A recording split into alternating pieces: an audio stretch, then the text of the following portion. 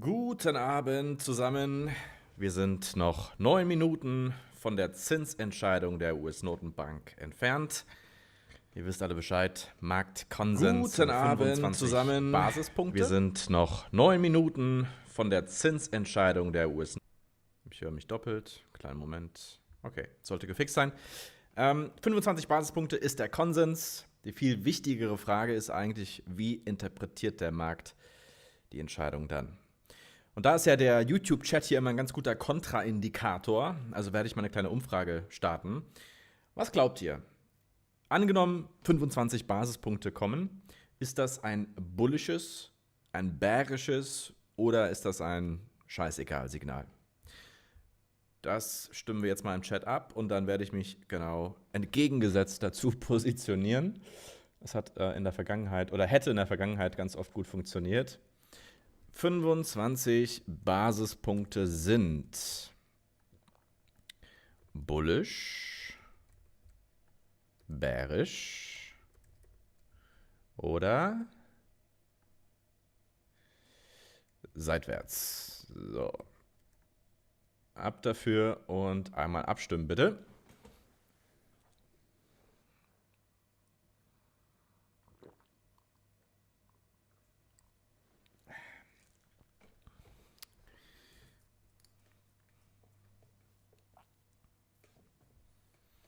Okay, das ist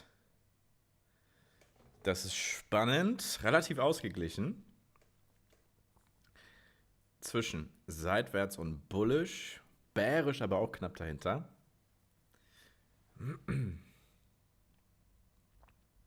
Oh, seitwärts zieht nach vorne. Bulltrap. Luisa sagt Bulltrap.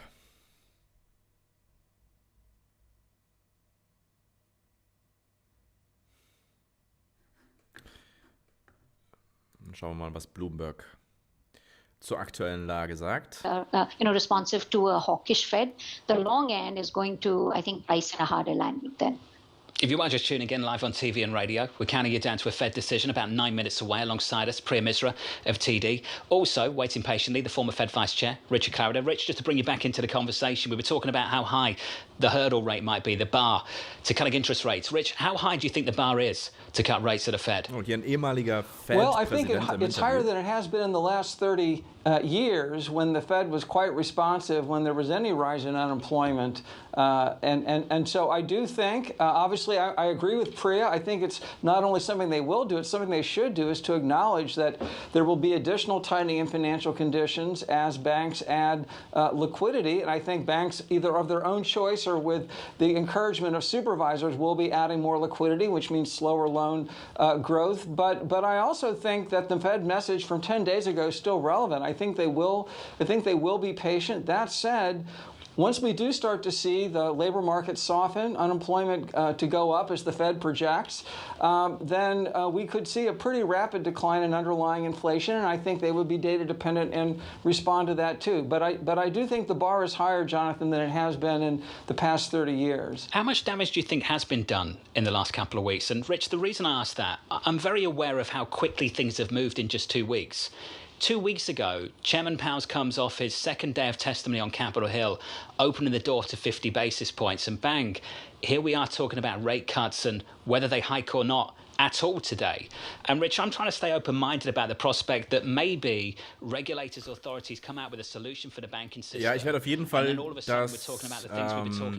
Interview bzw. die Pressekonferenz um 19:30 dann wie immer live übersetzen. Jedenfalls die wichtigsten Punkte. Well, I do think it's on their mind. I think it should be on their mind. I think the way they'd like to see this go is by providing as Priya said, very ample and generous liquidity. They think that banks can and should take advantage of that. But I think at the margin, many of the banks that we're talking about are probably going to have to slow their loan growth in order to have a more liquid balance sheet, and that will have to factor into the Fed's projections. Perhaps not at this meeting, but certainly as we go through the year. Priya, we were talking about how potentially we could see. Ja, wichtiger Punkt hier, der ehemalige Fed-Präsident sagt hier gerade im Interview, dass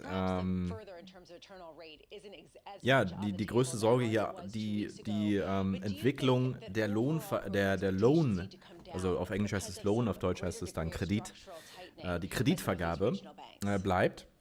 Denn die wirtschaftliche Entwicklung ist ja extrem stark mit der Kreditvergabe korreliert. Und wenn sich die Banken hier immer weiter zurückziehen aus dem Kreditgeschäft und eher auf die Bremse treten und sozusagen immer vorsichtiger werden in Zeiten wie diesen, dann erhöht das Risiko einer sehr unschönen, tiefen Rezession umso mehr. Und das wurde hier gerade eben nochmal bestätigt vom ehemaligen Fed-Präsident. Der Markt fliegt hier wenige Minuten kurz vor der Entscheidung der Notenbank. Es sind noch ungefähr 3 Minuten Zeit. Und der Nasdaq derzeit 0,4% im Plus. And if the banking sector is pushing back, that's not going to happen. Rich, I'd love you to weigh in on that. Do you agree with Priya there that you could see a Fed funds rate that goes back to 1 or even maybe 2%, but even 1% after all of the discussion around a higher inflationary time?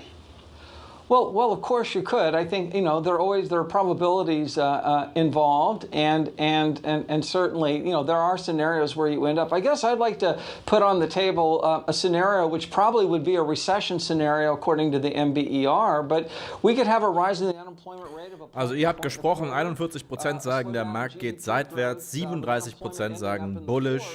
21% bearish, also ihr tendiert eher zu seitwärts mit bullischer Tendenz. Bearish seid ihr eher nicht eingestellt. Das heißt für mich, ich gehe da mal schnell short. Nein, natürlich nicht. Das ist hier im Prinzip, im Chat wurde es gerade gesagt, Münzwurf. Es kommt im Münzwurf gleich. Just keep going again and again. All right, let's move on. No, Rich, I'll get 2 Minuten. The question that Tom would often ask is why there isn't any dissent on the committee. Is today the kind of day where you'd expect someone to put their hand up, Rich, and just say, I don't see it this way. We need to pause. Great question. We'll know in 5 minutes. I don't think so, because I think if there's going to be a dissent, people would telegraph it in their speeches and commentary. And Jay Powell's done a remarkable job of keeping a very diverse committee together. We could well see a dissent, but I don't think it'll be today. What is the reluctance to dissent on the committee? What's behind that, do you think? Well, people are not reluctant to dissent, especially Reserve Bank presidents. If you go back, really, you'd have to go back to Volcker years when you actually had governors and indeed in some cases vice chairs dissenting. So for a variety of reasons, maybe we can discuss on a future show, governors are more hesitant to dissent on a monetary policy decision. But Reserve Bank presidents can and do dissent. And during my time there, we had dissents from 3 Reserve Bank presidents on some rate decisions. Rich, you're absolutely welcome back anytime. I just want to throw that out there and we can discuss all about governors and the difference. Priya, before we get to the decision, which is in about 2.5 minutes away, any final thoughts on what we should be looking for in terms of the rhetoric, in terms of the statement, in terms of the projections? 30 Sekunden. So obviously what they're going to do with rate hikes, we're going to be watching Zeitversetzt. that median dot. I would also look at the distribution of those dots. How many are 575 or 6? Is there a hawkish bias to the distribution? And then link 15. that, the dot plot to the economic forecast. If they lower the unemployment rate and they increase the inflation number, but they keep the median dot unchanged, that's a dovish reaction function. So it's really about communication going forward, Und let's go. trying to understand the reaction function, as we know that the economy is going to look very different 3 to 6 months from now. Rich, just one quick one. Do a journalist a favour. What would you ask in that news conference in 32 minutes? What keeps you up at night? A lot at the moment. It's going to be literally everything. How's your sleep been, Exactly. Chair Powell? I'll be like Hey, I'm Richard, taking thank you. melatonin. Great to catch up with this. Richard Clowder, Priya Misra on the latest with about 2 minutes to go, Lisa. Let's go through the markets together. Equities at the moment on the S&P 500, unchanged through most of the day. Unchanged right now on the S&P. The Nasdaq positive by 0.4%. The bond market, where the fireworks have been over the last couple of weeks, that's for sure, 4.1237%.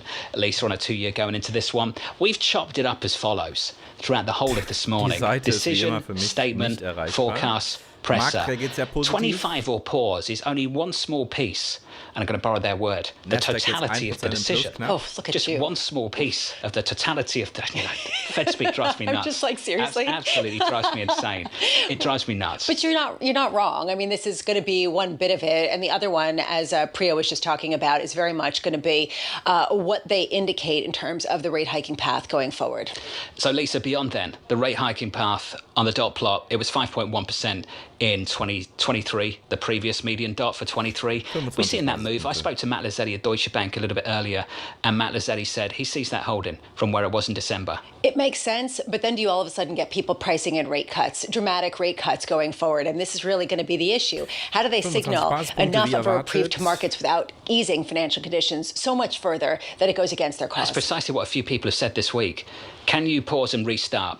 Goldman says yes. But can you pause today without people pricing in more cuts? That's going to be difficult. 10 seconds away. Mike McKee standing by. Your equity market on the S&P 500 unchanged through most of today. In the bond market, yields lower by 4 basis points. The 2-year 4.12%. Mike McKee.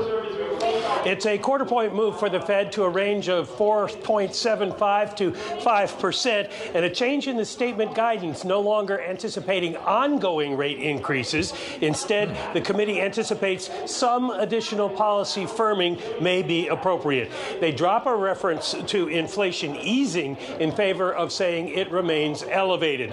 There is no change in where the firming ends, a median consensus of 5.1% again for the terminal rate, and a slight lean to a hold for longer. The statement does acknowledge the recent bank issues. Quote, the U.S. banking system is sound and resilient, the statement says. Recent developments are likely to result in tighter credit conditions for households and businesses and to weigh on economic activity, hiring and inflation. The extent of these effects is uncertain. Also im Grunde ist das Wichtigste hier gerade der Dot-Plot. Ja, so 25 Basispunkte wie gehabt. Aber der Dot-Plot, das ist im Grunde die Projektion, wie es jetzt weitergeht. Und das ist interessant. Wenn ich mir den Dot-Plot so anschaue, dann rechnen die Komiteemitglieder der Notenbank damit, dass es eine weitere Zinsanhebung in diesem Jahr gibt, nochmal 25 Basispunkte, und dann aber 3 Zinssenkungen im Jahr 2024. 3 mal 25 Basispunkte, also 75 Basispunkte insgesamt, Zinssenkungen im Jahr 2024. Also der Plan nochmal zusammengefasst, heute 25 Basispunkte, beim nächsten Meeting nochmal 25 Basispunkte, dann durchhalten und erst im Jahr 2024 3 Cuts, 25 minus, 25 minus, 25 minus. Ja, das ist hier der neue Plan der Notenbank. Es wird gesprochen auch über die Probleme im Banksystem. Es ist das erste Mal, dass es hier erwähnt wird von der Fed. On the S&P 500 positive by 0.25%. On the Nasdaq up by about 0.7%. The initial read on this, yields lower at the front end of the curve, just north of 4% at the moment. On a 2-year, 4.01%, down 15 basis points. On a 10-year, down about 9 basis points to 351.85. I'm sure based on that, you can guess on where the euro is. Euro dollar through 108, 108.27, positive 5 or 0.6%. So Lisa, 25, but the median dot, I went straight to that, onto their website, looked at the projection material, 2023, the median dot, 5.1%. And they removed a reference to ongoing increases in rates, even though they said that perhaps things were going to get a little marginally tighter. So right now, markets are reading this as dovish at a time when they still are hiking rates. And a lot of people were saying they should potentially cut rates. So perhaps because this could be a victory, is that what the Fed wants to see? Is this clear what the Fed wants to see? I'll say what I often say, this is a 4-part act. So you've got the decision, the statement, the forecast, the news conference still to come. I would suggest that maybe the news conference is the most important act of the whole play. And it starts in about 27 minutes. But so far, in line with what I think a lot of people expected, you move, but then you signal with the dot plot in the SCP that things haven't changed too much. And just compare and contrast where we were 2 weeks ago. We were expecting that 5.1 to come up to 550. 5.1 to 550. That tells you a lot about what they think about the last 2 weeks. They did indicate that the strains in the financial market does tighten conditions further. Let's see if they can model out, sort of like Torsten Slok, how much that is tightening, right? He says 1.5 percentage point increase in rates. Other people say 0.5% increase. Are they basically coming up with some model, or it's just a feeling? And if it's just a feeling, what are they looking at to get that feeling? Mike McKee's going to go to that news conference in about 25 minutes' time. I'm hoping Mike McKee is still there. Mike, can you tell me, based on what you've learned so far, what you'd like to ask the chairman in 26 minutes? Yeah. Well, there are a number of questions, certainly on supervision and regulation, but I think in terms of monetary policy, it's how much of an impact, as you were just saying, the banking situation is going to have on credit conditions. Is it going to tighten them significantly enough that it does the Fed's work for it, or does the Fed simply feel like they're very close to being restrictive enough to bring down inflation so they don't have to go much higher? They did put a line in the statement about the fact that we're going to see some tightening in financial conditions from the banking situation, but they said the effect is uncertain. So I don't think Jay Powell's going to be able to put a number on it. It's going to be more a question of which way do they lean? Is it the banking situation that causes them to back off from being a little bit more hawkish, or is it the fact that maybe they're making progress? If we hadn't had the bank thing and we got these numbers, they would have said, well, we're getting there. Mike, just reading between the lines right now, looking at the projections, we're learning something some people think about the reaction function of this Federal Reserve. Neil Dutter of Renmac just said the Fed sees a touch lower unemployment, a bit higher inflation, and left the median dot unchanged for 2020. Ja, ganz gut auf den Punkt gebracht hier von dem Kollegen. Der sagt also, im Grunde sagt die Fed mit diesem Bericht, wir sind jetzt auf dem Level, wo wir hin wollten. Es gibt nochmal diese eine Erhöhung um 25 Basispunkte und da ist dann aus und vorbei. Dort wird gehalten und dann im Jahr 2024 wird gesenkt. Tech- und Wachstumsaktien reagieren hier besonders positiv, zum Beispiel SoFi plus 4,5%. Nvidia, AMD, Erhöhung, Cleverleaves, Bitcoin, AI, also C3 AI, Rivian, alles durch die Bank weg grün. Wir schauen mal in der Sektorübersicht.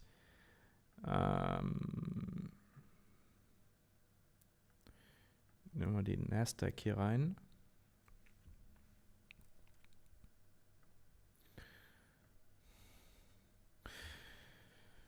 Ja, sehr viel Grün, wenige Ausnahmen. Und wie gesagt, am S&P 500 ähnliches Bild, aber im direkten Vergleich mit dem Nasdaq eher Underperformance hier derzeit. Also Technologie und Wachstum profitiert hier derzeit stärker von der Aussage der Fed, die da lautet, wir sind ungefähr da, wo wir hin wollten mit unseren Zinsanhebungen. Und jetzt kommt es darauf an, was Jerome Powell in 20 Minuten in der Pressekonferenz sagt. Ihr wisst, wenn ihr das schon das ein oder andere Mal verfolgt habt, Jerome Powell hat das Talent, den ersten Eindruck des Marktes auch gerne nochmal komplett umzukehren. Also wir hatten das oft genug, dass der Bericht der Notenbank erstmal vom Markt positiv interpretiert wurde und es dann Jerome Powell in der Pressekonferenz geschafft hat, alles wieder einzureißen. Deswegen Warnung an dieser Stelle, bitte positioniert euch nicht zu aggressiv, nicht zu risikoreich. Es ist und bleibt ein extrem volatiler Markt. Was sagt ihr im Chat?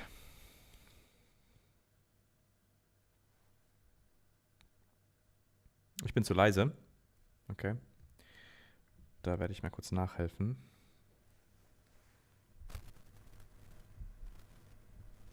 So. Jetzt sollte das besser gehen. Also, wie gesagt, wir haben die Pressekonferenz noch vor uns in 20 Minuten. Und das ist in der Regel darauf, wo es wirklich ankommt. Ja, Marktkonsens erfüllt, 25 Basispunkte, schön und gut. Aber was sagt Jerome Powell? Das wird besonders wichtig werden. We still have a huge inflationary problem. Sure. We still could move higher. We don't view this to be that material, but we are cautious and cognizant of the path that we're on. Alongside us to weigh in, Diane Swunk, Chief Economist at KPMG, Michael Gapin, Head of US Economics at Bank of America. Diane, first to you, your take on this one. What are your thoughts? Nasdaq verliert jetzt wieder.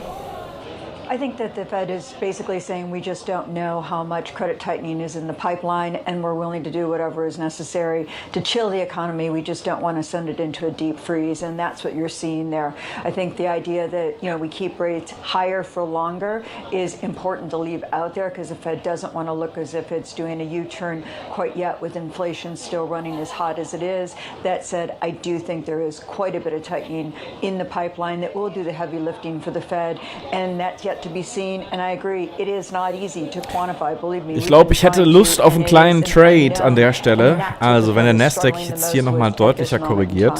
Wenn der Nasdaq jetzt hier nochmal deutlich, so wie jetzt gerade, dann habe ich tatsächlich Lust, hier eher long zu gehen. That's right. I have a similar read. The dot plot tells you and the statement tells you they do think they're going to get some additional policy rate tightening out of recent events. How much, they don't know. How much will depend on how successful they are at ring fencing and limiting spread from the current situation. If they're successful, the committee is telling you they have one, maybe two more hikes to go.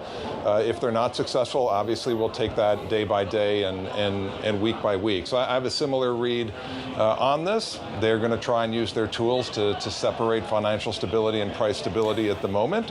Doing that entails a lot of uncertainty. When we talked about financial stability over the past year, it was talking about equity valuations and bond valuations, and we were concerned about whether financial conditions were too easy and easing further.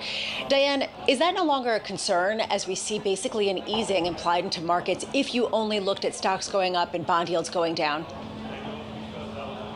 It really isn't the way to look at it right now. I think the important issue is what's going on in the broader financial markets, not just in the U.S., but abroad as well. We've seen some fragilities in international financial markets. We saw the IMF move on the Sri Lanka bailout and talking much more aggressively about the Pakistan bailout. These are all reflections of fragilities that have been revealed in the last 2 weeks, at the same time that we know at home that we're going to see a tightening of banking conditions, a tightening of credit market conditions that are likely to hit the backbone of employment gains, and that's employment gains in firms with less than 250 employees. Those have driven employment gains and offset layoffs elsewhere, high-profile layoffs in the U.S. economy. That's an important thing to keep in mind, is where you're going to see the credit market tightening and how it affects the economy and how it plays out. It's really going to hit very hard the part of the economy that's held it up and kept it so resilient for so long, and kept demand so resilient, which has helped to buoy the inflation numbers as well. Just to work through some of the statement,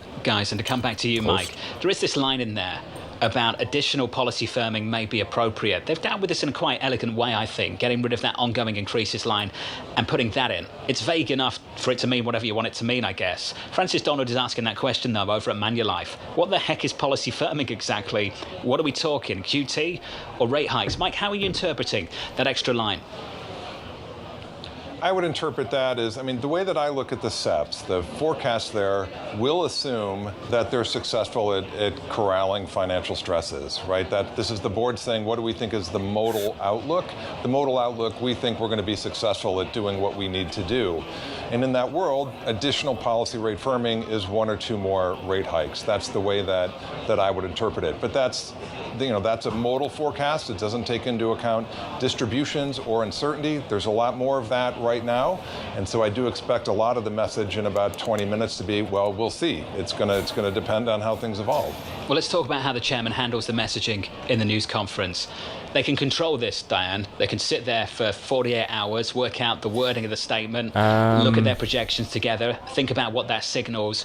How do you think the chairman manages the message? Eine Mischung aus Chartbild und Erfahrung der letzten Meetings. This is really the hard part. We know that the volatility during the press conference is the most volatile time for financial markets, and that financial markets can often get a different message. We saw coming off the last meeting. The statement itself was very hawkish, but the messaging and the tenor of the chairman actually sounded a lot more dovish, and financial markets rallied. He then hit the reset button when he did congressional testimony on March 7th and 8th, and I think he's going to be very careful to talk about his confidence in the broader financial system, but that Ach, das ist so eine Gewohnheitssache mit dem QQQ, weil ich damals nur für den QQQ Echtzeitdaten hatte. Mittlerweile habe ich auch für den Nasdaq die Echtzeitdaten vorliegen. Aber das ist so eine Gewohnheitssache. Gerne hier traden.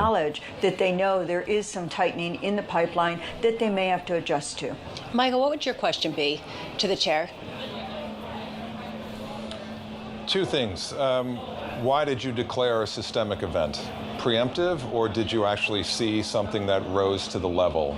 And second, does a larger balance sheet through the provision of liquidity through these facilities offset what you're doing on quantitative tightening, or do you see these two things as different? What do you think in terms of the balance sheet question, Michael? I think they're different. I think liquidity provided through these emergency lending facilities is not the same as letting securities roll off your balance sheet. So I don't think what they've done is offsetting what they're doing on quantitative tightening. That's my view. I'd like to hear what he thinks. Mike, I know you were on the fence about calling that hike, but you got it. You got it. Mike Gaithan, we've got to let you go. I know you've got to run. Mike Gaithan there of Bank of America. Thank you, Mike. Thank you as always. I think a lot of people were on the fence going into this decision, 25 or nothing. I just can't believe, Lisa, how quickly this conversation has changed in 2 weeks. We've gone from Chairman Powell in his semi-annual testimony teeing up, at least opening the door to 50. The data, the follow-through, let's be clear, the follow-through on the economic data backed it up. Right. Backed it up.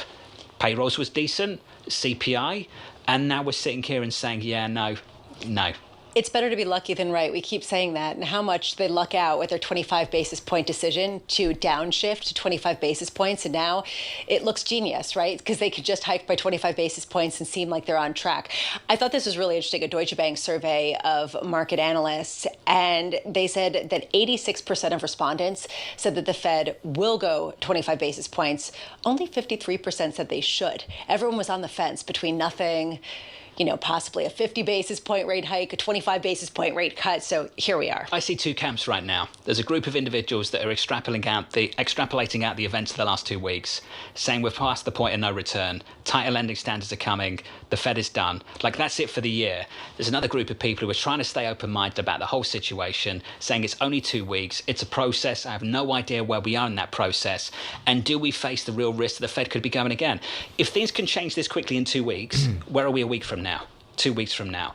I don't know. I don't think the committee knows either. And that's the challenge for this news conference. Ja, ich bin hier mal long gegangen, den Nasdaq. I think that the gap between what people think that they should do and what they will do highlights that people are going to try to blame the Fed no matter what. So it's always going to be, some kind of finger pointing. But right now, the market seems to be handling this very well. And I think that seems pretty clear. The equity move fading a little bit. We're still positive on the S&P by 1/10 of 1%, on the Nasdaq up by about 1/2 of 1%. If you check out the bond market, that move sticks, down 10, 11 basis points at the front end on a 2-year. Right now, 4.058% on a 10-year, down 8 or 9 basis points at 352. Dollar weakness, euro strength. Euro's been gaining now for the best part of a week. Euro dollar 108.43, positive by about 0.7 of 1%. Dan Swank's still with us. With us as well now is Matt Hornback, Global Head of Macro Strategy at Morgan Stanley. Matt, you've had about 16, 17 minutes to digest it. What stands out for you? Well, John, thanks for having me on. And yeah, thanks for giving me some time to digest this. I think when I look at the message from the Fed via the SEP and their decision to hike rates, what strikes me is how they have balanced financial stability concerns against concerns about stickier inflation. And the way they've done it is they've told us they're going to hike less, but cut later. Hike less, cut later. That's the way they've decided to balance these two concerns. And that seems like a pretty rational decision. So I think the market should feel comfortable with this. The bond market, of course, is now going to have a very difficult time taking out these rate cuts that are priced in through the balance of this year. I would not expect the market to take those rate cuts out in the near term, and it could very well price in more cuts if the data deteriorate from here. Well, Matt, let's talk about that. We're data dependent. I hear it all the time. At the start of the year, what happened was exactly what we're talking about. This spread between what the Fed was signaling and what the market was pricing. Market was saying rate cuts, recession's coming. Then the data just pushed the market to reprice, encouraged by the communication from the Federal Reserve. Given what's developed in the last couple of weeks, it's a new risk. It's financial instability. Matt, with that in mind, how sensitive Bernd, das hat jetzt nichts mit Eier zu tun. Du musst ja nur deinen Stop-Loss entsprechend eng legen. When it comes to revising those rate cuts. Yeah, I mean, I think that investors are going to discount data that looks fine and overweight data that doesn't look fine. Optionsschein, nee, ich habe jetzt hier den TQQQ genommen. T, dreimal das Q, das ist der dreifach gehebelte unemployment claims number that prints 200,000, pretty much in line with the recent trends. People will, think, what, that just hasn't felt the impact of what's going to come. Versus if unemployment claims surprises to the upside by 50,000, all of a sudden investors are likely to read that as recession is at our doorstep. So, that will be the bias of how I think people see data for the next couple of months. Fallen. And there's also this question of the terminal rate and where it ends up. The fact that it doesn't come down as quickly as people previously thought, Diane, raises this issue of whether the market is wrong in thinking that the last 2 weeks created an environment for even tighter financial conditions that would drag down growth the way that Priya Misra and Rich Clarida seem to be thinking much more than people thought, as well as where the Fed can cut rates to eventually. Well, I do think that it is an issue. I think the Fed does risk at this point in time, even though all the data to date has been hot and strong. We also know all the seasonal factors that have contributed to that are going to reverse at some point in time as we get into spring. We've got another hot PCE number coming out that the Fed is staring down, and so they don't want to look weak in front of that. That said, I do agree that we're going to see some weakening, and we're actually going to see, like I'm worried about, that the employment situation is going to deteriorate, not a cliff event like we saw in 2008, but a slow erosion. And that's what the Fed is starting to look at, is they're sort of looking at eroding inflation slowly. I think that's a very nice way of thinking about it. It's not clear that that's exactly how it works. So, 8 Minuten bis zum mit Spannung erwarteten Interview bzw. der Pressekonferenz mit Jerome Powell. Da erwarten wir dann nochmal richtig Volatilität in den Märkten. Oft ist es nur ein einziges Wort, ein einziges Wort von Jerome, das am Ende die Marktrallye oder den Markt-Crash auslöst. And we want to cool the economy. The Fed's goal is not to send the economy into a deep freeze. Listening to Diane speak, it feels like the balance of risks has shifted. Matt, I'd love you to weigh in on how the balance of risks has shifted, how significantly, and how that could be reflected today. Das ist Trading View.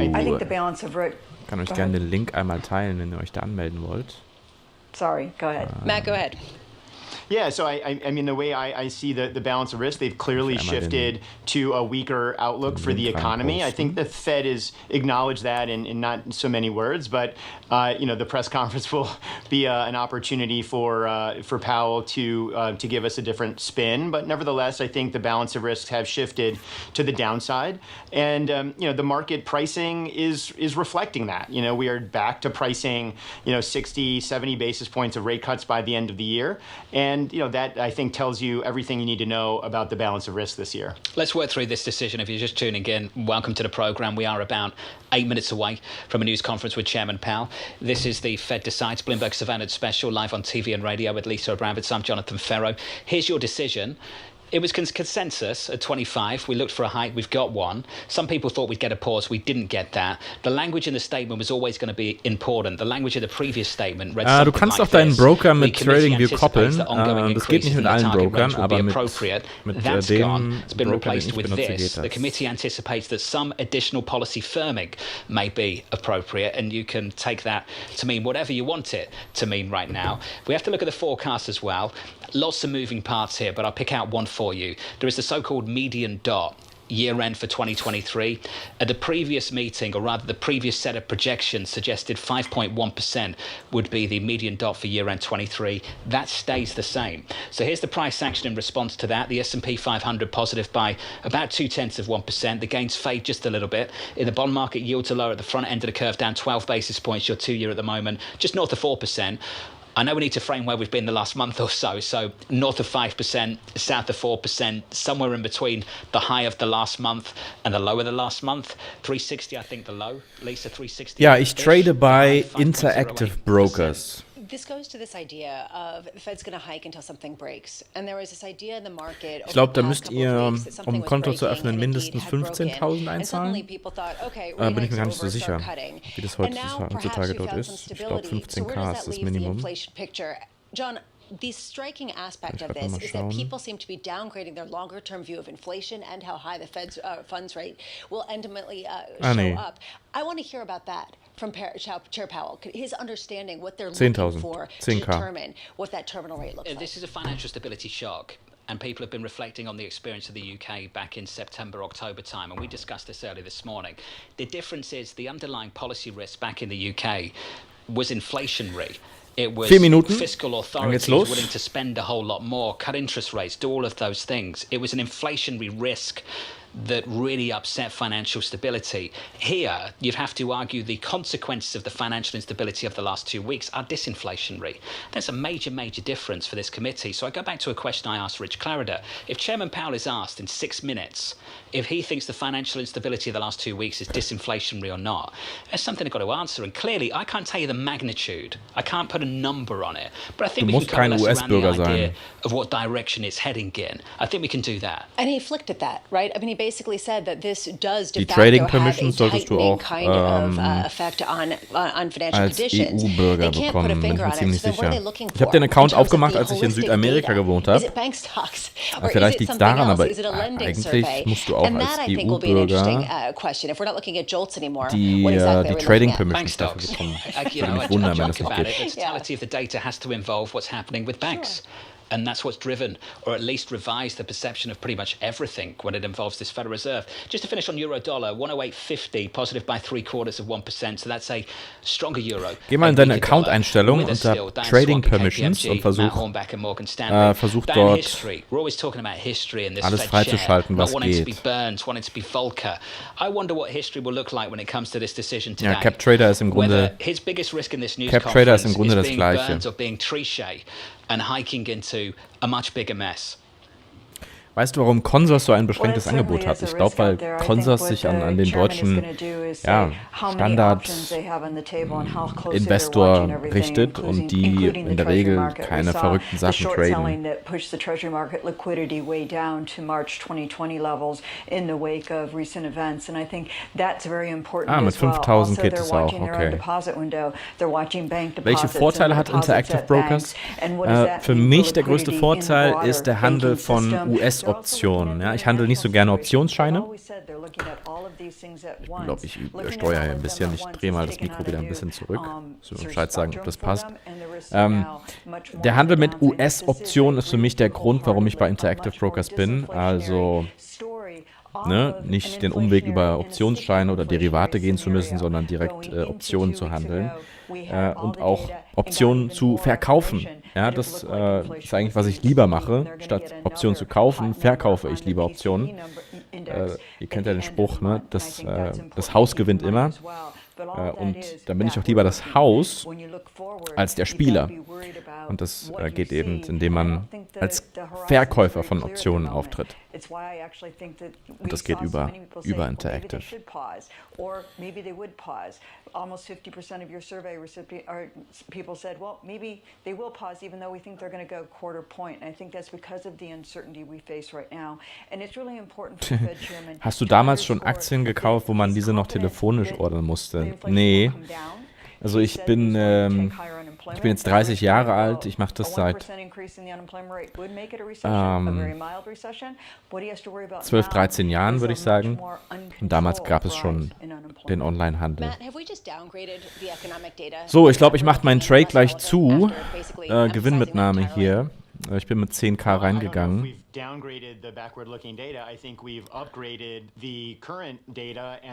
Das reicht mir eigentlich als kleiner Swing Trade hier. Is what's going on in the banking system. We need to be paying attention to what's happening with money market funds. You know, just yesterday we had over $50 billion inflow into money market funds. There's money that's starting to come out of prime money market funds. You know, it's on the low side right now, but that is a concerning trend that we're starting to see. So we need to be paying attention to the flow of funds data that we get. Falls ihr über alle meine Käufe und Verkäufe in Echtzeit informiert werden wollt übrigens, dann geht das für 10 Euro im Monat. Das ist einfach so ein kleiner Obolus, um den Kanal zu unterstützen. Alle Kanalunterstützer erhalten eben in Echtzeit meine Käufe und Verkäufe. Falls ihr da Lust habt, könnt ihr unter projekt100x.de euch anmelden und dann werdet ihr dort informiert. Aber nochmal der Hinweis, ne, ich bin eigentlich kein Daytrader, also erwartet nicht, dass es da irgendwie jeden Tag Kaufsignale gibt. Ich bin eigentlich auf jeden Fall ein fundamentaler Investor und muss jetzt einmal kurz die Mitglieder informieren, dass ich den Trade geschlossen habe. Kleinen Moment.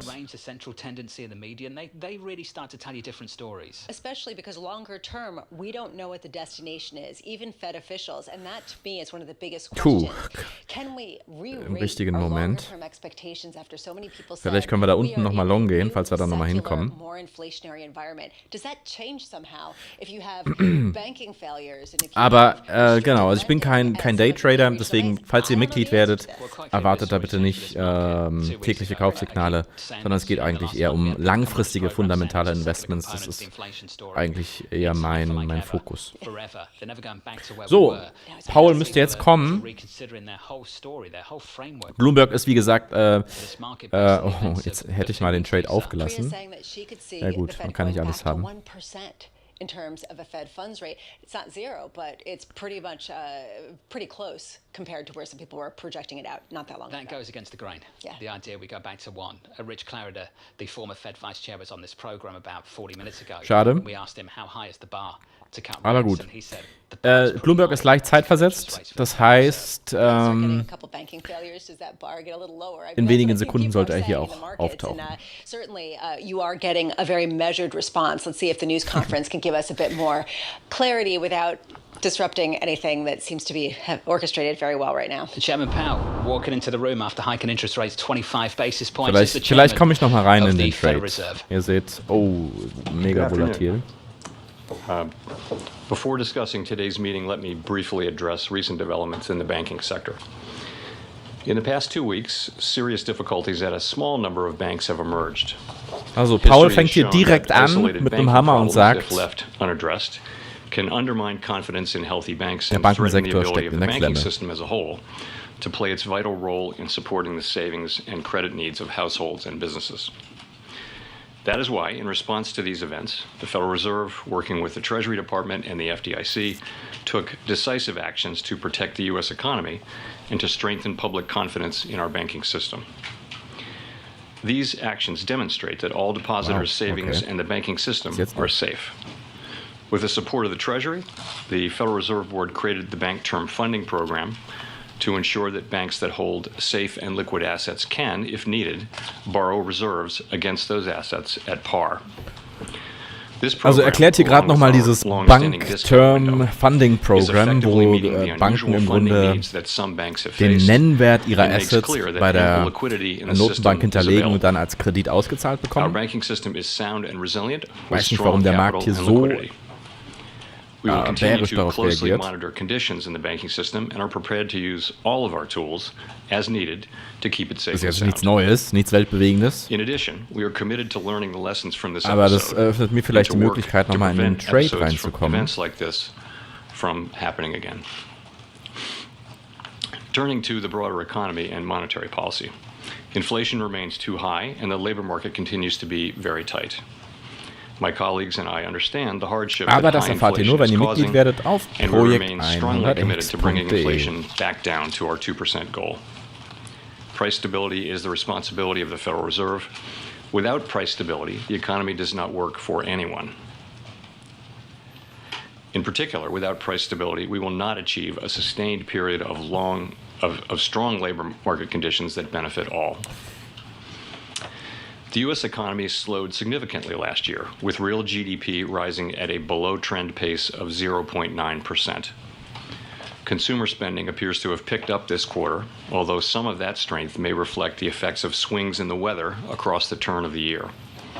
Okay. In contrast, activity in the housing sector remains weak, largely reflecting higher mortgage rates. Ja, der Immobiliensektor kühlt sich deutlich ab, sagt. Also appear to be weighing on business fixed investment. Committee participants generally expect subdued growth to continue. As shown in our summary of economic projections, the median projection for real GDP growth stands at just 0.4% this year and 1.2%. So, ich glaube, hier sollten wir Moderated jetzt somewhat since the middle of last year, but the strength of these recent schneller an der Quelle sein. indicates that inflation pressures continue to run high.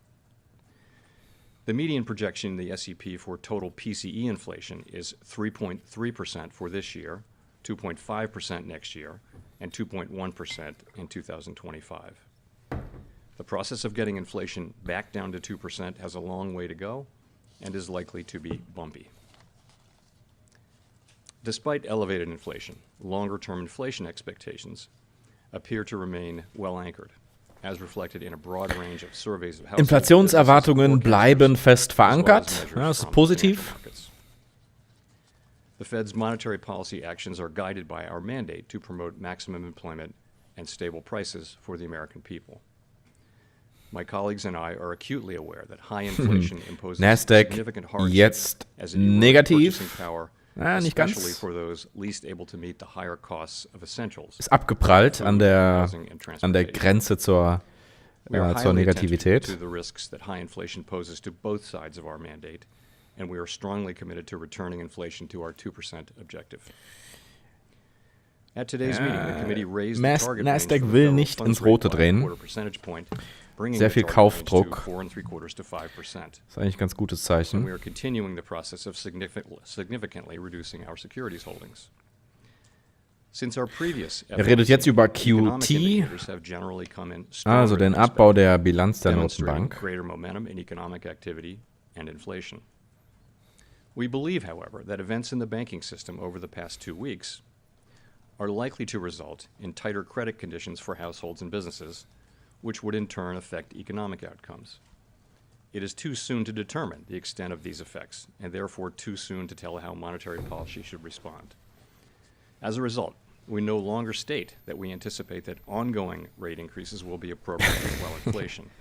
Instead, we now anticipate that some additional policy firming may be appropriate. We will closely monitor incoming data and carefully assess the actual and expected effects of tighter credit conditions on economic activity, the labor market, and inflation.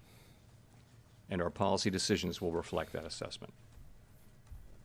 In our SEP, each FOMC participant wrote down an appropriate path for the federal funds rate based on what that participant judges to be the most likely scenario going Also er forward. redet hier gerade über ganz allgemeine Plattitüden, The economy nichts evolves as projected. Interessantes The bisher. median participant projects that the appropriate level of the federal funds rate will be 5.1% at the end of this year, 4.3% at the end of 2024, and 3.1% at the end of 2025.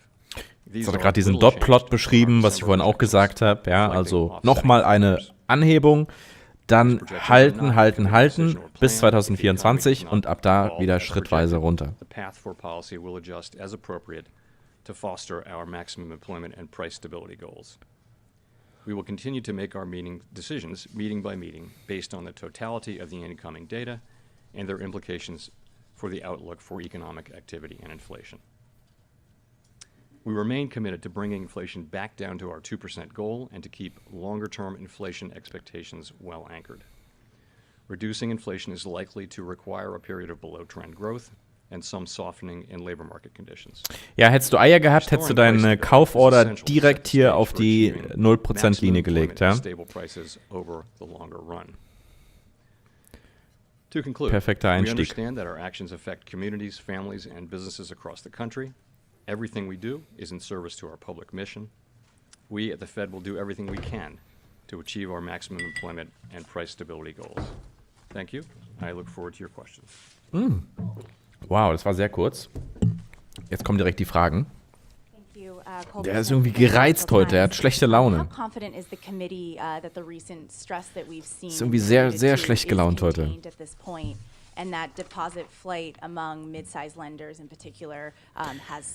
Erste Frage geht in Richtung Bankenkrise, mal zu erwarten. The banking system is sound and it's resilient. It's got strong capital and liquidity. We took powerful sagt, Bankensektor ist stark. FDIC, which demonstrate that all depositors' savings are safe and that the banking system is safe.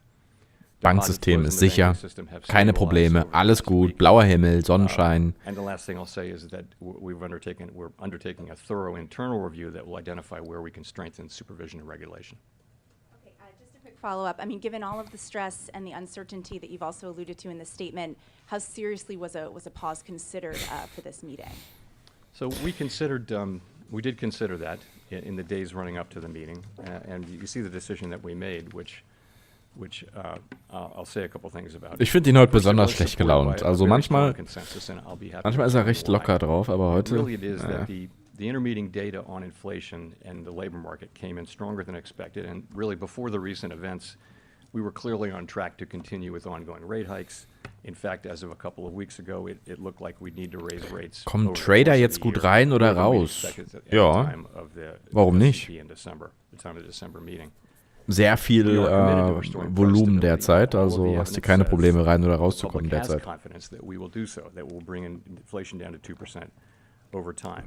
It is important that we sustain that confidence with our actions as well as our words. So we also assess, as I mentioned, that the events of the last 2 weeks are likely to result in some tightening in credit conditions for households and businesses and thereby weigh on demand. SoFi habe ich vor kurzem nachgekauft. Interessant bei SoFi ist, dass 90% der Kundeneinlagen unter dem Limit für die Einlagensicherung sind. Das heißt, man könnte vermuten, dass SoFi von der aktuellen Krise, also dieser Panik von den Kunden vor allem, die also ihr Geld aus dem Bankensystem abziehen, dass die Kunden hier nicht von SoFi nicht allzu viel Kapital abziehen, weil die meisten eben 100% abgesichert sind über die Einlagensicherung.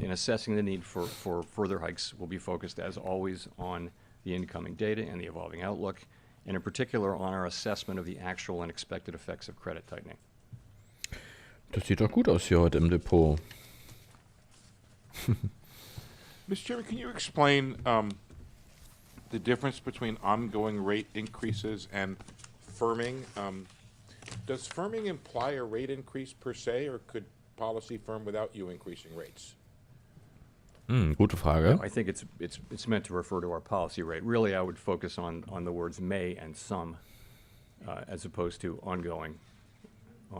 So we clearly were, what we were doing there was taking on board trying to reflect may and some, also noch what will happen. I mean, it's possible that noch mehr Wischiwaschi geht eigentlich nicht.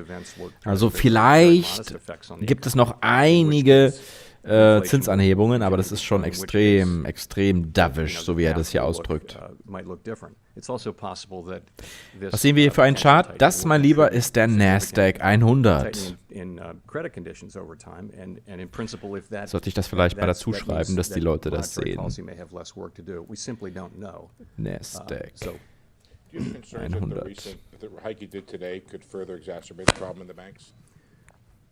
No, I mean, with our monetary policy, we're really focused on macroeconomic outcomes. In particular, was macht Gold eigentlich? Potential credit tightening and Gold steigt auch. When we think about the situation in the banks, we're focused on our financial stability tools, in particular, our lending facilities, the discount window, and also the new facility.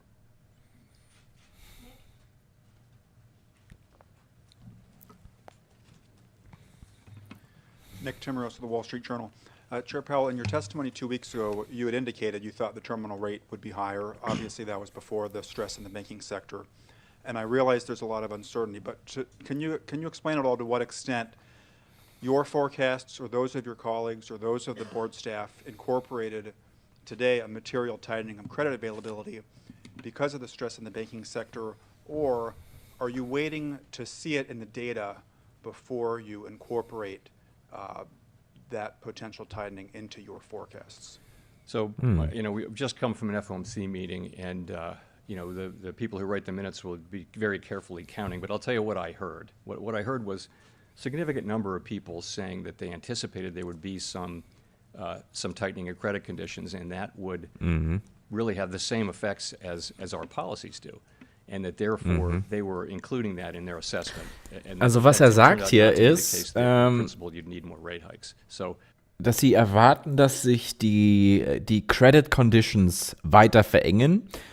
Das heißt im Grunde nur, dass die Banken sozusagen vorsichtiger werden, neue Kredite an Unternehmen zu vergeben. Und er sagt im Grunde, das hat den gleichen Effekt wie Leitzinsanhebungen. Ja? Leitzinsanhebungen macht die Notenbank ja, um die Wirtschaft abzukühlen. Und sie sagen, im Grunde müssen wir gar nicht mehr die Leitzinsen anheben, weil die Banken gerade den Job für uns übernehmen, indem sie die Kreditbedingungen verengen und nicht mehr so gerne Kredite an Unternehmen vergeben, was auch in der Folge dazu führt, dass die Wirtschaft deutlich abkühlt. Ja, und das ist ja auch eine meiner Hauptsorgen für den Aktienmarkt in den nächsten 12 Monaten. Enough to sustain the kind of tighter financial conditions that you believe will be necessary without doing significant damage to the banking sector? Have you, for example, considered changing reserve requirements, selling assets out of the system open market account as a way to better achieve tighter financial conditions that don't accelerate deposit erosion, for example, from banks? We know that we have other tools in effect, but no, we think our monetary policy tool works, and we think, many banks, our rate hikes were well telegraphed to the market, and many banks have. To invoke the systemic risk exception to allow uninsured depositors to be protected at these two banks. And I was just wondering if you could speak to why that decision was made. Was it purely a confidence issue, or was there a concern that there would be some sort of economic contagion or financial contagion from the failure of these banks? The issue was really not about those specific banks, but about the risk of a contagion to other banks and to the financial markets more broadly. That was the issue. Okay, and then can you also, just to follow up, can you speak to the role that you will be playing in the Fed's internal investigation on its supervision and regulation? So Vice Chair Barr is of course leading that review, and he's responsible for it in his capacity as Vice Chair for Supervision. I realized, right away. Nasdaq jetzt 1,4% im Plus, S&P ähnlich, 1,3% im Plus. And so what we did was early Monday morning we sat down and said, let's do this, and he was obviously going to lead it in his capacity. So I don't, my role was to announce it, and I get briefed on it, but I'm not involved in the work of it.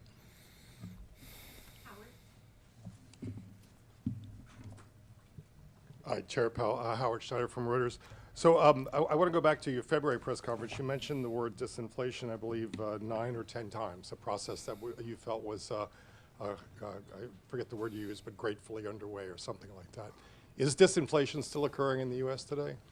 Yes, I mean, what actually happened, Howard, was I got the question 12 times. So maybe it's a feature, not a bug. But yeah,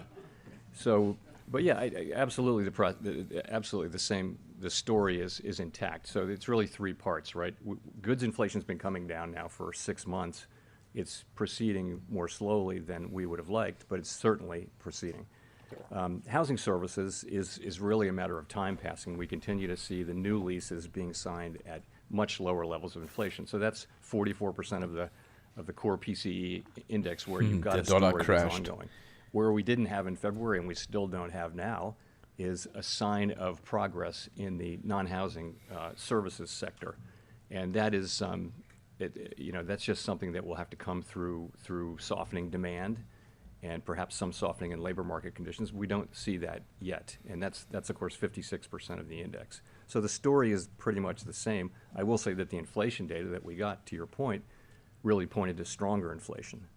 If I could follow up on that, I was curious why you don't see more coming from the credit crunch, because it seems to me that's something that you'd actually welcome to a degree and expect. And are you not seeing more coming from that because you don't know, or because you just don't want to have another round of wishful thinking? So it's really just a question of not knowing at this point. There's a great deal of literature on the connection between tighter credit conditions, economic activity, hiring, and inflation. Very large body of literature. The question is, how significant will this credit tightening be, and how sustainable it be? That's Ja, wenn der Markt interpretiert, okay, die Notenbank schaltet auf den Dovischen Mode, also eher auf Richtung weniger Leitzinsanhebungen, eher lockere Geldpolitik, dann fällt in der Folge der Dollar im Vergleich zum Euro. Ja, ganz logisch. We'll be paying attention to the actual and expected effects from that.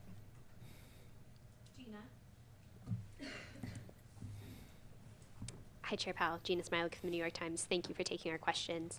I wonder if you could talk a little bit, I know that you've got your internal review coming, but I wonder if you could talk a little bit about what you think happened with oversight at Silicon Valley Bank and whether this suggests that something about regulation and supervision needs to Sie fragt explizit nach der Silicon Valley Bank. How can the American people have confidence that there aren't other weaknesses out there in the banking system, given that this one got missed, as you noted?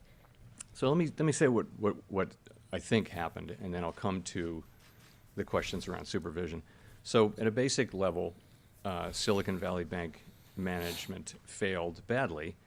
They grew the bank very quickly. They exposed the bank to significant liquidity risk and interest rate risk, didn't hedge that risk. We now know that supervisors saw these risks and intervened. We know that the public saw all this. We know that SVB experienced an unprecedentedly rapid and massive bank run. So this is a very large group of connected depositors, concentrated group of connected depositors, in a very, very fast run, faster than the historical record would suggest. So as for us, so for our part, we're doing a review of supervision and regulation. My only interest is that we identify what went wrong here. How did this happen is the question. What went wrong? Try to find that. We will find that. And then make an assessment of what are the right policies to put in place so that it doesn't happen again, and then implement those policies.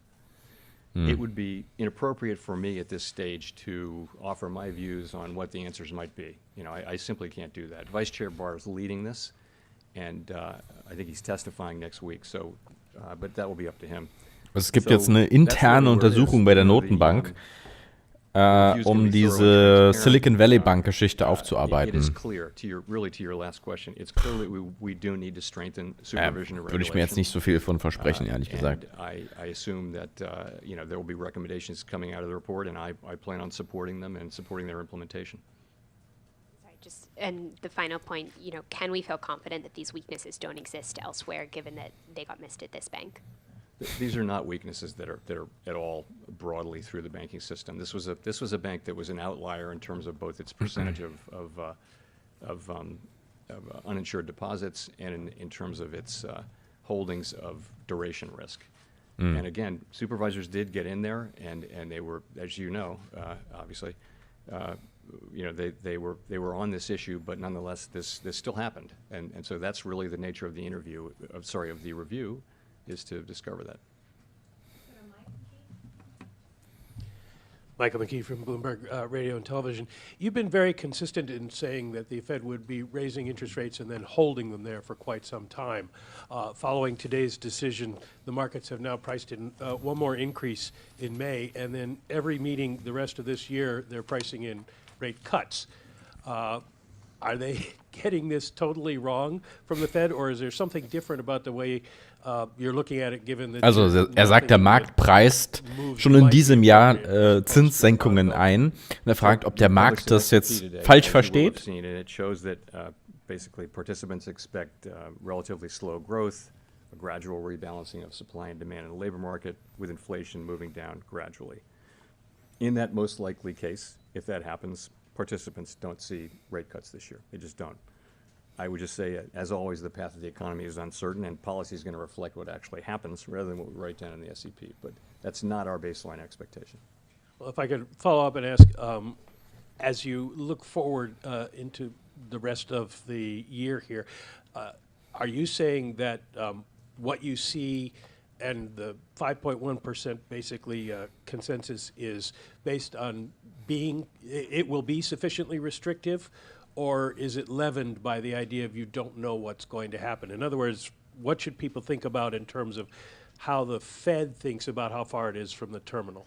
It's going to depend. Remember, we're looking, for purposes of our monetary policy tool, we're looking at what's happening among the banks and asking, is there going to be some tightening of credit conditions? And then we're thinking about that as effectively doing the same thing that rate hikes do. So in a way, that substitutes for rate hikes. Das ist interessant, okay. The key is we have to have policies got to be tight enough to bring inflation down to 2% over time. It doesn't all have to come from. Also er sagt wirklich, und er betont das immer wieder, die Notenbank guckt jetzt auf die Kreditvergabe der Banken an die Wirtschaft. Und wenn diese Kreditvergabe stark zurückgeht, in Klammern, was sie jetzt schon tut und schon seit einer ganzen Weile tut, dann wertet die Notenbank das quasi als Äquivalent, also als Ersatz für weitere Leitzinsanhebungen. Das finde ich echt clever, ehrlich gesagt, das so zu formulieren. Rachel Siegel from the Washington Post. Thank you for taking our questions. I know we've talked a bit about how Silicon Valley Bank was unique to a certain sector of the economy, but there's also growing concern that there are financial stability risks from the commercial real estate market and loans that will begin to roll over later this year and next, and that smaller regional banks also disproportionately hold those loans. Is there a risk that could mimic the kind of what we saw with SVB to banks that disproportionately are focused in commercial real estate? So, we're well aware of the concentrations people have in commercial real estate. I really don't think it's comparable to this. The banking system is strong, it is sound, it is resilient, it's well capitalized, and I really don't see that as at all analogous to this.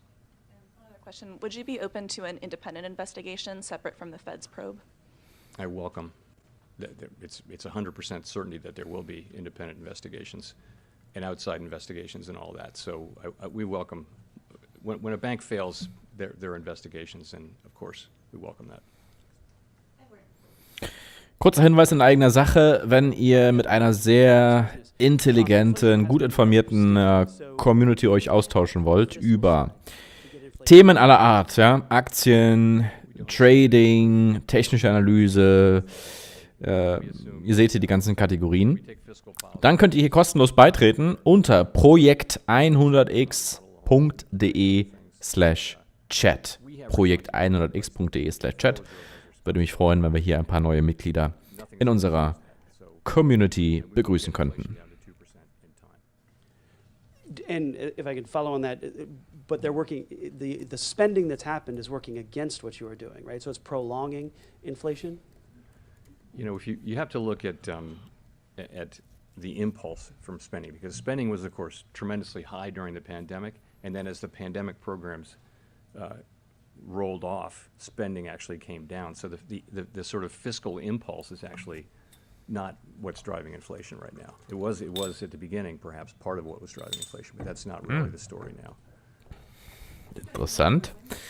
Das erste Mal, dass ich hier aus seinem Mund höre, dass er zugibt, dass die Fiskalpolitik die Ursache für die Inflation war. Das ist neu, das haben wir bisher noch nicht gehört aus seinem Mund. Es hieß ja immer, ne, Lieferketten, And second, can you discuss the Fed's role in the FDIC guarantee of uninsured depositors and why there's $143 billion on your balance sheet last week supporting that deposit guarantee?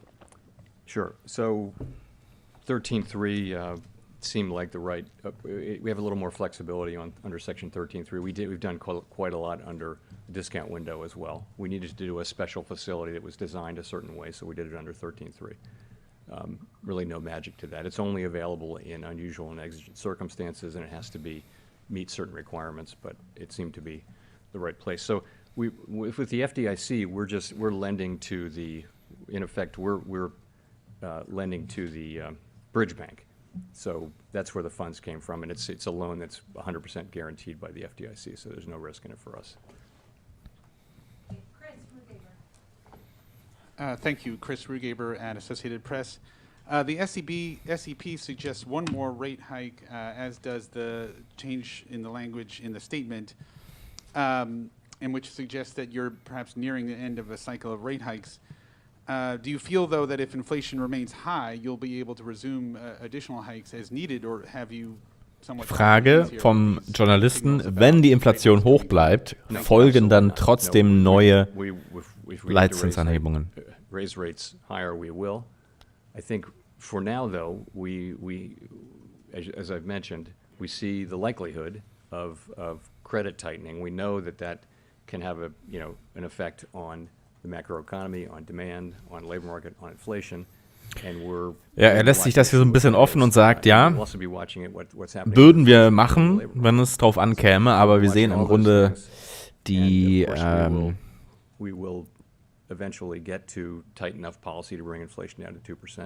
wir sehen im Grunde jetzt die Verengung der Kreditvergabe der Banken und das übernimmt den Job für uns. Das ist schon, dass er das ja erneut nochmal sagt, ist schon sehr dovish, ehrlich gesagt. First of all, I'm curious at what point the financial supports that the Fed is extending through the discount window and through its enhanced lending facility might be at odds with the objective of reducing the balance sheet. And I'm also curious what your thoughts are on not just the availability of reserves, but the distribution of them throughout the banking system, and at what point you might be concerned about it being scarce for certain banks. So people think of QE and QT in different ways, so let me be clear about how I'm thinking about these recent developments.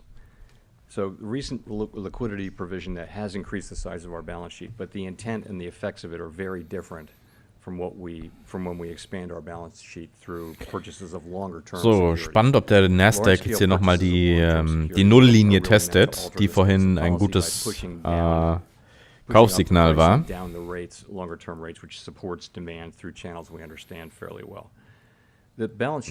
kommen wir gleich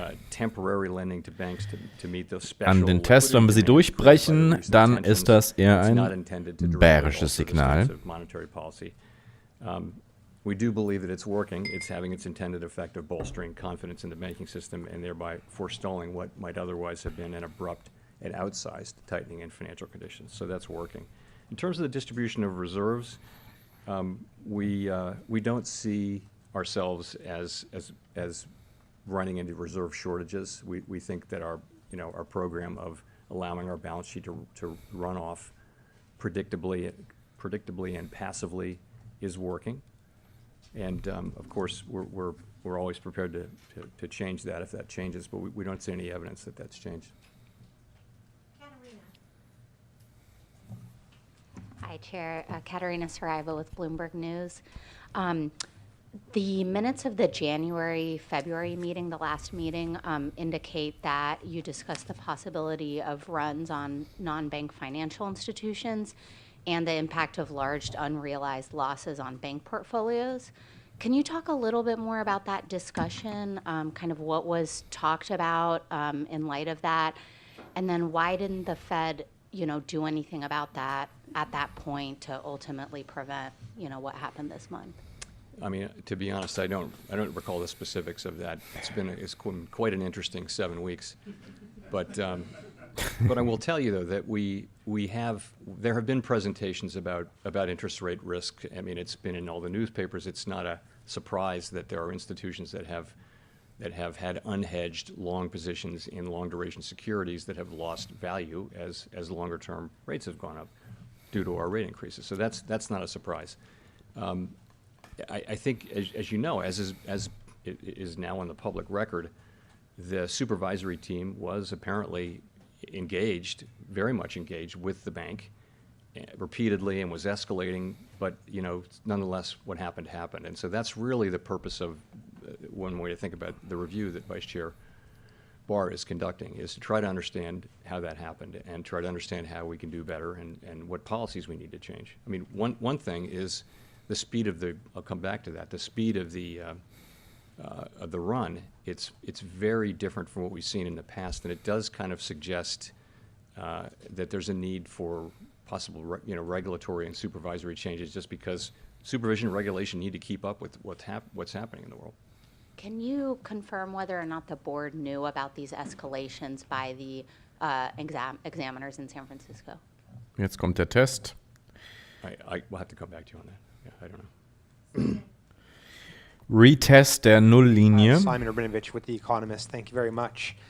Chair Powell, you've stated twice today that Und all wir sind depositor durch. savings in the banking Wir system sind are durch. safe. Are you saying that de facto deposit insurance covers all savings? Shouldn't Congress have a say in that? And just by way of example, if a bank with less than $1 billion in assets failed, are you promising to bail out all of its depositors?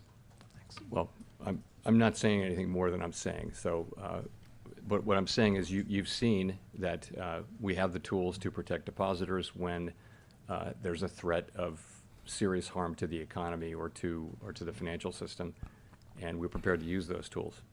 And I think depositors should assume that their deposits are safe. Thank you, Chair Powell. Greg Robb from MarketWatch.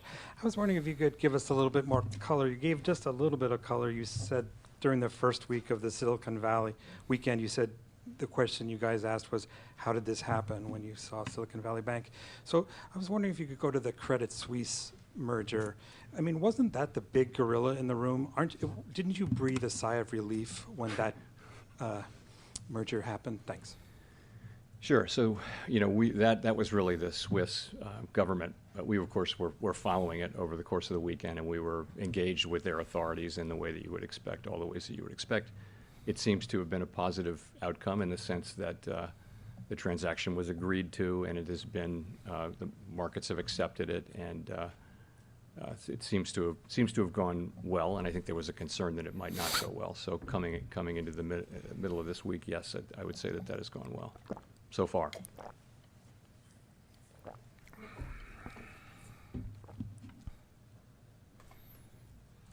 Hi, thank you, Chair Powell. Nicole Goodkind with CNN Business.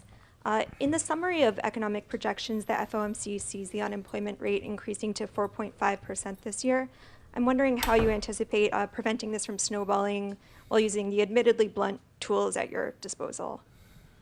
So that's an estimate of what will happen as demand slows and as conditions soften in the labor market. And it's a highly uncertain estimate. And I mean, there's really, we have to bring inflation down to 2%. The costs of bringing it down, there are real costs to bring it down to 2%, but the costs of failing are much higher. And if you read your history, as I'm sure you have, you can see that if the central bank doesn't get inflation back in place, make sure that inflation expectations remain anchored, you can have a long series of years where inflation is high and volatile, and it's hard to invest. Hier das Inflationsziel von 2% nochmal bestätigt. Es gab ja immer wieder Gerüchte, dass die Notenbank jetzt hingeht und sagt, ach ja, 2% Inflation, 3-4% sind ja auch okay. Ja, bisher jedenfalls nicht. Er betont hier mehrfach, das 2%-Ziel der Notenbank bleibt intakt. Historically, it's been hard to contain unemployment, and the question is, do you worry about some sort of snowball effect, and how do you factor that into your projections and your thoughts? Well, it depends on whether so recessions tend to be nonlinear, and so they're very hard to model. The models all work in a kind of linear way. If you have more of this, you get more of that. But when a recession happens, the reactions tend to be nonlinear, and that's so we don't know whether that'll happen this time. We don't know. If so, we don't know how significant it will be. And so, we're very focused on getting inflation down, and because we know in the longer run that is the thing that will most benefit the people we serve. That's how we can have we've had very strong labor markets through these long expansions that we've had. 4 of the 5 longest, or 3 of the 4 longest expansions in U.S. history have been really since the high inflation period. And the reason was inflation wasn't forcing the central bank to come in and stop an incipient or an expansion.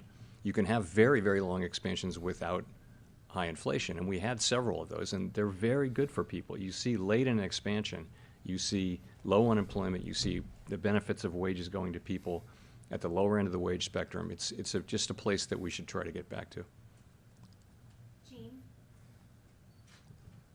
Hi, Chair Powell. Jean Young with Market News. I just wanted to ask, with all the events of the past 2 weeks, do you still see a possibility of a soft landing for the U.S. economy?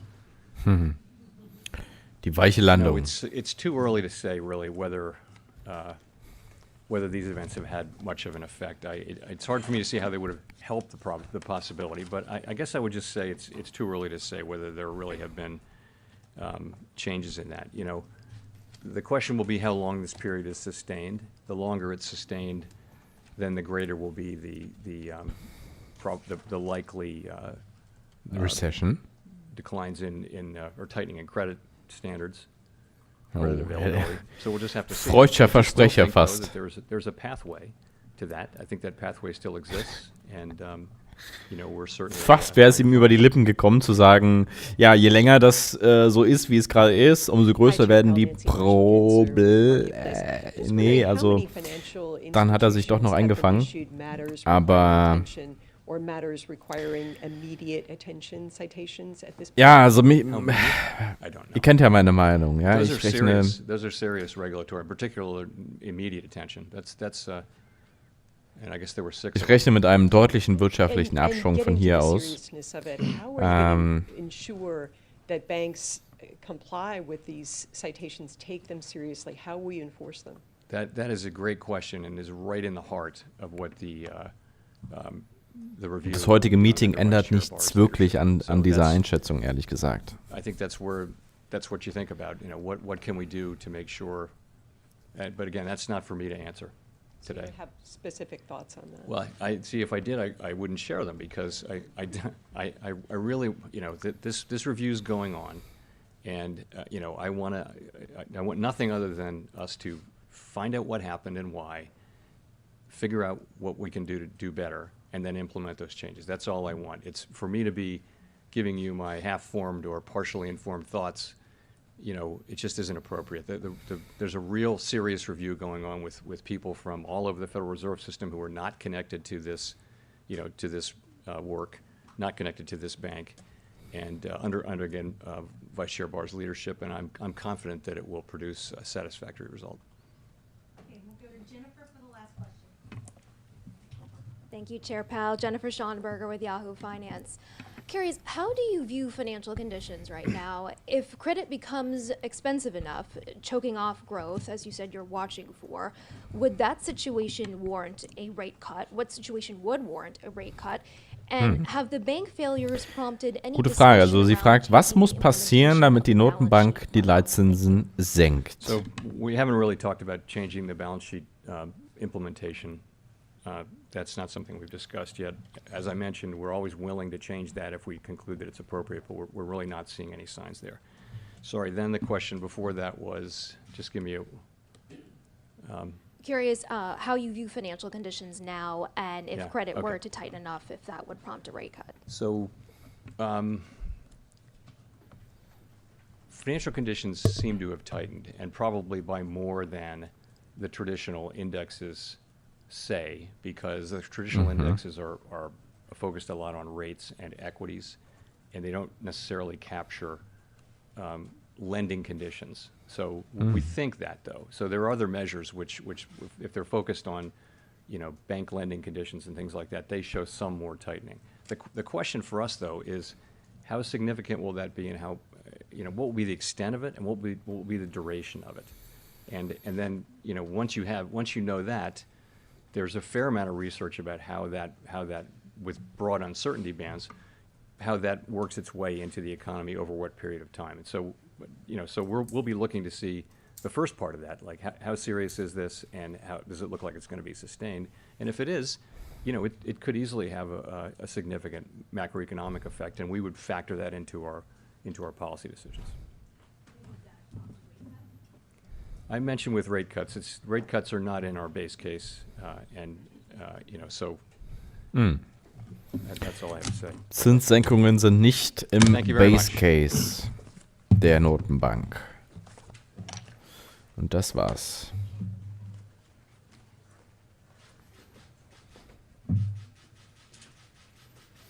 Und das war's. Und ciao. Ganz kurz bei Bloomberg schauen, was die dazu sagen. Das interessiert mich noch.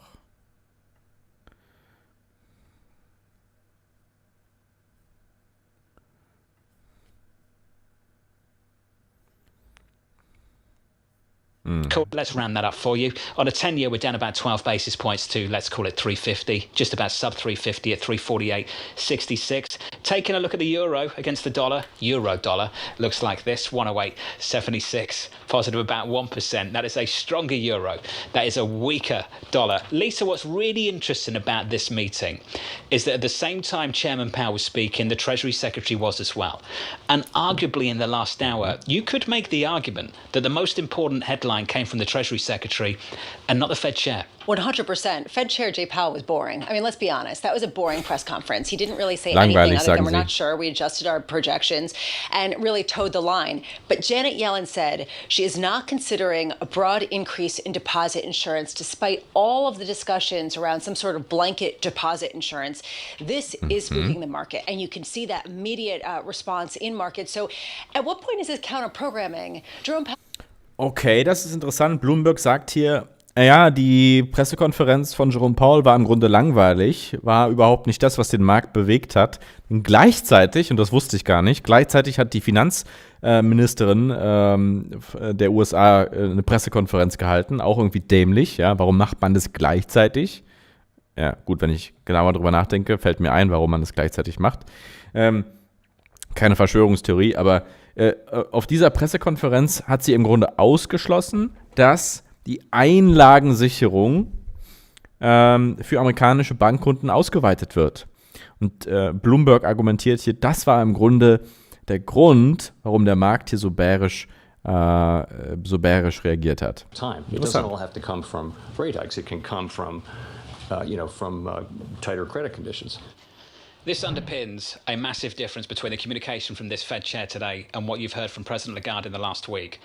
The experiences in this banking system in America right now, very different to the experience in Europe. There is a real belief on the committee at the Federal Reserve communicated by the Fed chair that they believe, like many people do, have spoken to us in the last couple of weeks, that the financial instability will lead to tighter credit conditions, and that could be a substitute for the tightening through rate hikes that this Fed could deliver. He specified it's hard to know exactly how much, and he couldn't come up with a model like some others have come up with to try to pin that down. But they're trying to game it out anyway. I mean, you were noting that. And basically, there has been a marked shift in the expectations. Again, a lot of this it really hinges on the stability of the financial system. And so I do wonder why, A, he didn't really discuss deposit insurance and how important that was to the banking system, especially as, B, Janet Yellen went out there and was like, yeah, no, that's not really going to happen. Do you think that's clearly because he wanted Treasury Secretary Janet Yellen to take care of this herself? Knew that she was speaking at the same time? You know, I'm not going to speculate. I mean, I can speculate, but it's not really going to help. It's not going to help anyone. I'm just wondering what the communication here is in terms of policy, especially because you need the political will to do something like that at a time when it's unclear that they can get really much done. I mean, we're still talking about not getting a budget passed. So, I mean, I just wonder how that's going to be the fly in the ointment for this whole messaging procedure at a time when he was successful. It was boring. He didn't really make any waves, and that is an absolute rip-roaring hallelujah. Oh, that's a big achievement considering how tense, how difficult this moment was for this Federal Reserve. If you are just tuning in, welcome to the program. A 25 basis point hike from the Federal Reserve. We had a statement, we had... Ja, dem Urteil der Moderatorin würde ich mich im Grunde anschließen. Ja, boring, also langweilig, keine großen Neuigkeiten. Zwischen den Zeilen gab es immer mal wieder einige Dinge, die ich so von Jerome Powell bisher noch nie gehört habe. Aber für mich, das große Fazit, ja, ist, dass sich eigentlich meine Haltung in Bezug auf die mittel- und langfristige Entwicklung durch den heutigen Termin überhaupt nicht geändert hat. Nämlich dahingehend, dass ich weiterhin davon ausgehe, dass wir einen sehr unschönen wirtschaftlichen Abschwung erleben werden in Richtung Q3, Q4 23 oder spätestens Q1 24 und dass dieser wirtschaftliche Abschwung bisher in den Märkten nicht eingepreist ist. Das ist sozusagen mein derzeitiges Basisszenario und das ändert sich auch nicht dadurch, dass Jerome Powell heute sagt, ja, wir sind bei den Leitzinsen jetzt eigentlich ungefähr da angekommen, wo wir hin wollten und hier halten wir jetzt. Also das würde ich unterm Strich nicht als bullisches Signal interpretieren. Wie seht ihr das? Im Chat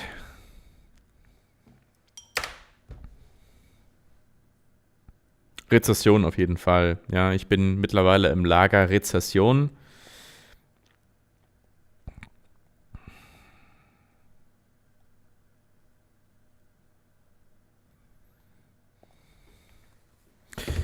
Das heißt für mich vor allen Dingen eins, versuchen Geld zu verdienen, Cash-Reserven aufzubauen, wenig zu kaufen. Also hier und da schlage ich dann doch mal zu. SoFi habe ich vorhin erwähnt. SoFi ist so ein Name, den ich gerade etwas aufgestockt habe. Ich bleibe mit meinem Depot zu einem sehr großen Prozentsatz investiert. Also ich habe sehr wenig liquidiert in den letzten Monaten. Alphabet war also ein Beispiel, was ich liquidiert habe, aber eher aus anderen Gründen.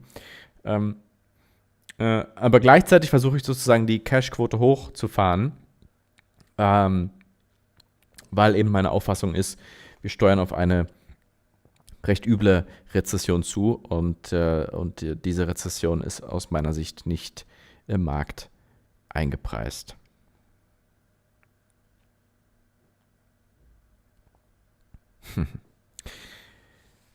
Gut. Freut mich, dass ihr alle so zahlreich dabei wart. Nasdaq jetzt wieder deutlich im Plus, 0,8%, steuert auf die 1%-Marke zu. Bin gespannt, was der Markt im Rest der Woche draus macht.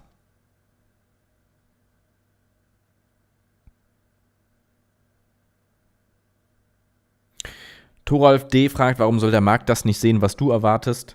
Du, natürlich kann ich falsch liegen, ja, ganz klar. Wenn du aber die Historie anschaust, dann ist der Markt, und mit dem Markt meine ich jetzt hier vor allem die Wall Street, ja, die ja sozusagen zu großen Teilen den Markt steuert, dass die Wall Street historisch schlecht darin ist, Rezessionen vorherzusagen. Und selbst wenn Rezessionen eingepreist sind, dann ist es oft so gewesen, dass in der Vergangenheit die Schwere der Rezession unterschätzt wurde und sozusagen der Optimismus ständig vorherrschend war und der Markt tatsächlich an vielen Punkten zu optimistisch war. Das heißt nicht, dass ich richtig liege, aber man muss sich ja irgendwie positionieren, man muss sich ja seine Meinung bilden.